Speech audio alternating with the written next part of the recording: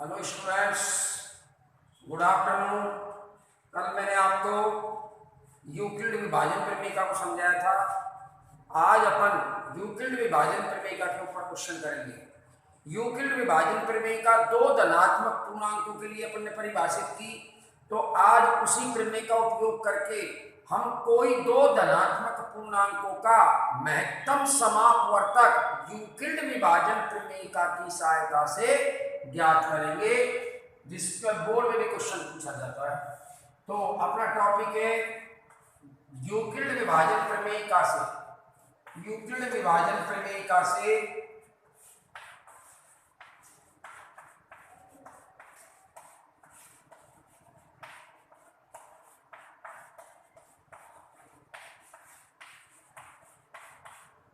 दो धनात्मक पूर्णांकों का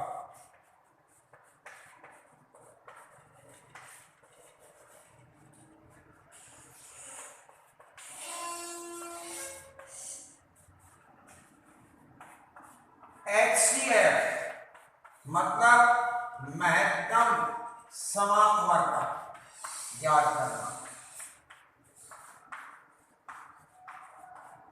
ये टॉपिक अपना है। अपन कोई, लेकिन इसमें जो मैं ध्यान रखना, इस प्रमेय की सहायता से जो हम महत्तम समापवर्तक ज्ञात करते हैं उसमें केवल दो से कम, दो से ना कम ना दो से ज्यादा, दो और वो भी धनात्मक पूर्णांक लेंगे, क्योंकि यूक्लिड विभाजन प्रमेय का परिभाषित ही दो धनात्मक पूर्णांकों के लिए की गई है। तो देखिए, इसमें हम एक एग्जांपल लेते हैं कि 210 और 55 का महत्तम समापवर्तक ज्ञात कीजिए यूक्लिड विभाजन प्रमेय की सहायता से। ठीक है, ये अपना क्वेश्चन है। तो इस क्वेश्चन को करने के लिए अपन इस स्टूडेंट्स इन सबको फेयर नोट्स में उतार लेना, होमवर्क की कॉपी में 210 व 55 का HCF यूक्लिड विभाजन प्रमेय से ज्ञात करो।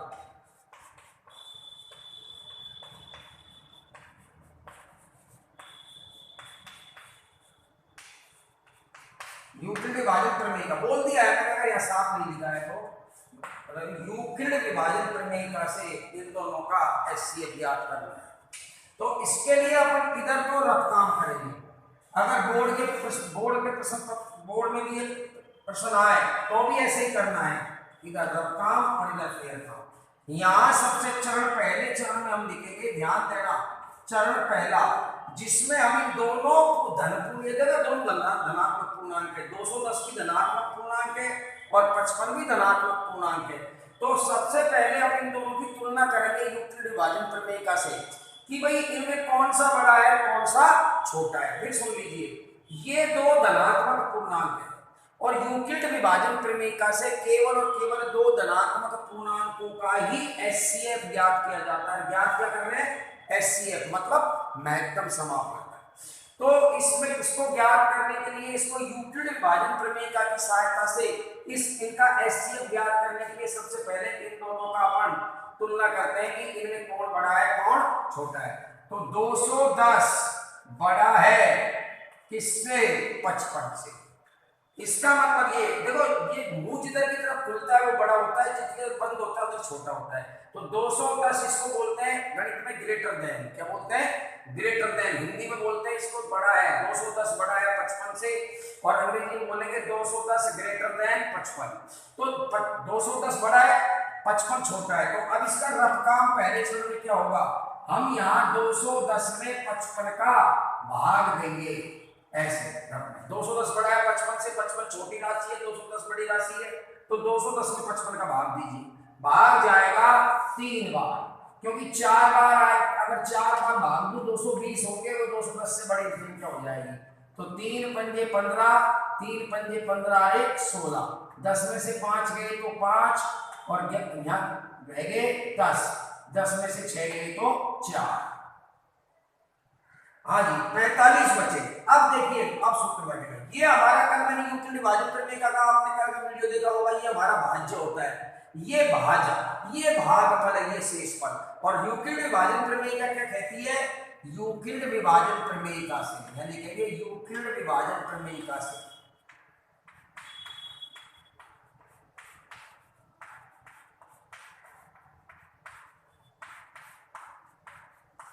क्या लिखेंगे? भाज्य बराबर भाजक गुणा भागफल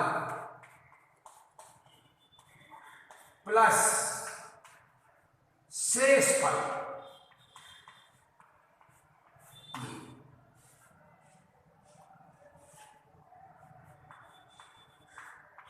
भाजक गुणा भागफल प्लस शेषफल। तो भाज्य कौन है हमारे यहाँ? ये रत्काम तत्व को इसमें से देख देख के लिखना है बस। ये भाज्य है 210 बराबर भाजक 55 गुणा भागफल 3 प्लस शेषफल 45। अब जब तक ये शेषफल पूरा 0 नहीं आ जाता है तब तक ये प्रक्रिया चलती रहेगी। अब इन दोनों की तुलना करेंगे भाजक और शेषफल की। अब दूसरे चरण में, चरण 2 में हम देखेंगे कि इन दोनों की तुलना करेंगे। भाग पूरा पूरा नहीं गया, यहाँ शेषफल 0 नहीं आया, जब तक ये शेषफल 0 नहीं आएगा इन दोनों की तुलना चलती रहेगी। ये भाजक है, ये शेषफल है। हम जानते हैं भाजक हमेशा बड़ा होता है, शेषफल हमेशा छोटा होता है। तो हम यहाँ देखेंगे वही चरण 2 में क्या आएगा? 55 बड़ा है किससे? 45 से। 55 बड़ा है 45 से। तो अब 55 में, यहाँ भी चरण 2 में अब बड़ा हो गया, तो ये बड़ा है ये छोटा है। तो 55 में बड़े में 45, 55 बड़ा है 45 छोटा है। 55 में 45 का भाग देंगे, भाग गया 1 बार, 45 एकम 45 बचे 10। फिर वही सूत्र लग जाएगा यूक्लिड विभाजन प्रमेय से। बार बार लिखने की जरूरत नहीं, एक बार लिख दिया। भाज्य बराबर मतलब 55 बराबर भाजक 45 इसी सूत्र में गुणा भागफल 1। भाज्य बराबर भाज्य 55 भाजक 45 गुणा भागफल 1 प्लस शेषफल 10। अब भी भाग पूरा पूरा नहीं गया, अब भी यह 10 आए, 0 नहीं आया। तो अब इन दोनों में ये 45 बड़ा है 10 छोटा है। तो चरण 3, तीसरे चरण में 45 बड़ा है 10 से। हम जानते हैं ये भाजक है, शेषफल है, भाजक बड़ा होता है, शेषफल छोटा ही रहेगा। तो तीसरे चरण में हम बड़े में छोटे का भाग दे देंगे 45 में 10 का। 10 चौके 40, कितने बचे? 5। तो अब फिर वो यूक्लिड विभाजन प्रमेय का सूत्र लग जाएगा। भाज्य बराबर 45 बराबर भाजक गुणा भाजक 10 गुणा भागफल प्लस क्या? शेषफल। अब फिर आप देखिए भाग पूरा पूरा नहीं गया, ये अभी शेषफल 5 बचा है, 0 नहीं आया। तो चौथे चरण में क्या करेंगे अपन? 10 में 5 का 10 बड़ा है 5 छोटा है, 5 का भाग देंगे, 5 दूनी 10, भाग पूरा पूरा गया। तो ये आ जाएगा आपका चरण 4। चरण 4 में क्या होगा आपका कि 10 बड़ा है किससे? 5 से। देखा, फिर अपन ने वही सूत्र लगाया, भाज्य बराबर भाजक गुणा भागफल प्लस शेषफल 0। अर्थात महत्तम समापवर्तक किसका भाग सबसे लास्ट में, किस संख्या का भाग गया? 5 का। 2 में से नहीं है, जिस संख्या का पूरा पूरा भाग जाता है अंत में वो में से कहलाती है। अर्थात ये तो भागफल है, ये में से नहीं होता है, फिर तुम इसको में से मान लो। जो संख्या का पूर्णतः भाग जाता है, 5 का भाग गया, 5 का भाग देने पर शेषफल 0 आया। इसका मतलब हमारा एचसीएफ कितना आया? उत्तर इन दोनों का 5, एचसीएफ 5। अर्थात जो एचसीएफ की परिभाषा है, अब मैं आपको महत्तम समापवर्तक 5 क्यों आया, 2 क्यों नहीं? 2 तो भाग बने, मैं फिर कह रहा हूं कि जो संख्या इसको लास्ट में पूर्णतः विभाजित करेगी, किसने पूर्णतः विभाजित किया? लास्ट में 5 ने। तो शेषफल क्या आया? 0। विभाजित तो यहाँ भी किया 45 ने 10 ने, लेकिन इनका भाग देने पर शेषफल 0 नहीं आया, केवल 5 का भाग देने पर शेषफल 0 आया, इसलिए एचसीएफ 5 होगा। ठीक है। अब आपको मैं अब इसी पैटर्न से आप इस वीडियो को बार बार देख सकते हैं, नहीं समझ में आए तो। और ये मेरे नंबर है, इस पर आप मुझे कॉल कर सकते हैं अगर कोई दिक्कत आ रही है, कोई समझ में नहीं आ रही, कोई ज़्यादा जल्दी पढ़ा रहा हूँ, कोई किसी प्रकार का सजेशन है तो आप मुझे बताएं। अब मैं आपको मैसेज की परिभाषा बताता हूँ। जैसे महत्तम समापवर्तक ये होता क्या है, जो मैंने अभी आपको पढ़ाया HCF। मैसे होता क्या है, एक्चुअली मैसे ये होता है, मैसे को समझा देता हूं। मैसे मतलब महत्तम, महत्तम का मतलब होता है सबसे बड़ा, महत्तम का मतलब होता है सबसे बड़ा। तो वह बड़ी से बड़ी संख्या, इसकी परिभाषा है मैसे की, वह बड़ी से बड़ी संख्या जो दी गई संख्याओं को पूर्णतः विभाजित करे, पूर्णतः विभाजित का मतलब होता है कि मतलब पूर्णतः विभाजित का मतलब होता है, जैसे यहाँ 5 ने 10 को पूर्णतः विभाजित किया है, शेष पर 0 आ जाए तो पूर्णतः विभाजित माना जाएगा। लेकिन यहाँ अगर मैं बात करूं तो 10 ने 45 को पूर्णतः विभाजित नहीं किया है, क्योंकि यहाँ शेष पर 0 नहीं आया। तो पूर्णतः विभाजन से तात्पर्य है यदि किसी संख्या में बड़ी से बड़ी संख्या का मैं दी गई संख्याओं में भाग दूं तो भाग पूरा चल जाना चाहिए। पूर्णतः विभाजित करे,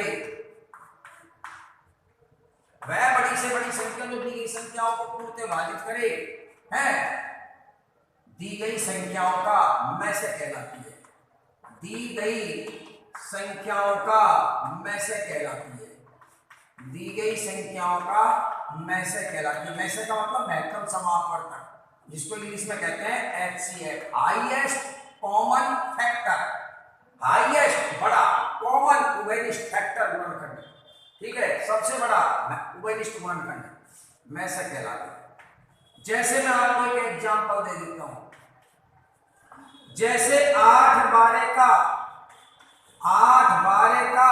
मैसे मतलब HCF निकालना है, 8 12 का HCF।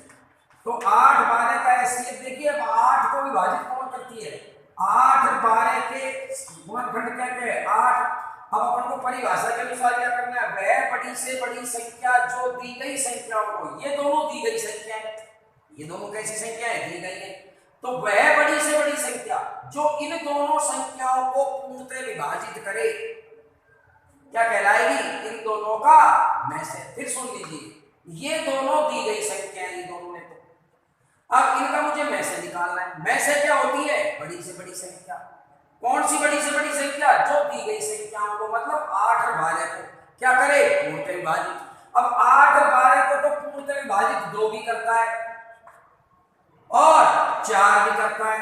अब तुम कहोगे सर 8 भी करता है, तो 8 का भाग 8 में जाता है लेकिन 12 में नहीं जाता, दोनों को विभाजित होनी चाहिए। तो ये दोनों किस किस से विभाजित हैं, 2 और 4 से विभाजित। किससे हैं, 2 और 4 दोनों से विभाजित हैं, ये 8 और 12 दोनों। तो इनमें परिभाषा के अनुसार वह बड़ी से बड़ी, तो इनमें बड़ी से बड़ी कौन सी है, 4। तो इसका मतलब परिभाषा के अनुसार 8 और 12 का HCF 2 नहीं आएगा, क्या आएगा, 4 आएगा। क्यों, क्योंकि परिभाषा कह रही है, इस बात को मैं नहीं कह रहा, कि वह बड़ी से बड़ी संख्या जो दी गई संख्या, जो मेरे पास 8 और 12 है, इनको पूर्णतः क्या करें, विभाजित। तो हम जानते हैं 8 और 12 को पूर्णतः विभाजित करने वाली संख्या मेरे पास है 2 ही है, जिनका 8 और 12 में पूरा भाग जाता है, 2 का भी जाता है, 2 चौके 8, 0 बचा, 4 दिया 12, 0 बचा। तो 2 और 4 में से बड़ी संख्या कौन सी है, 4। तो 4 इन दोनों का क्या कहलाएगी परिभाषा के अनुसार, मैसे। इसलिए 4 8 व 12 का क्या है, मैसे है। 2 नहीं है, क्यों, 2 छोटी संख्या है, 4 बड़ी।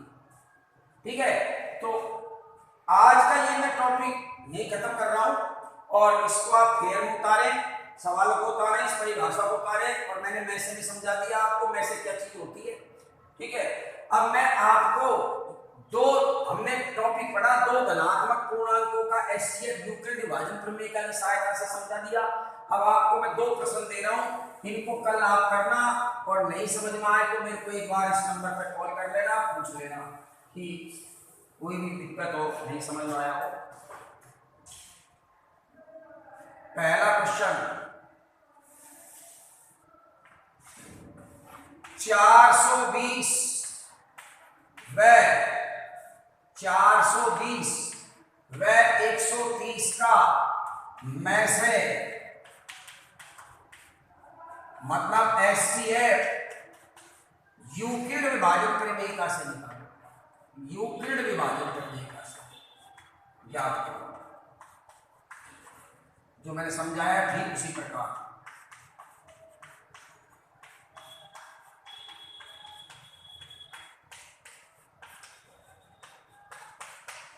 दूसरा क्वेश्चन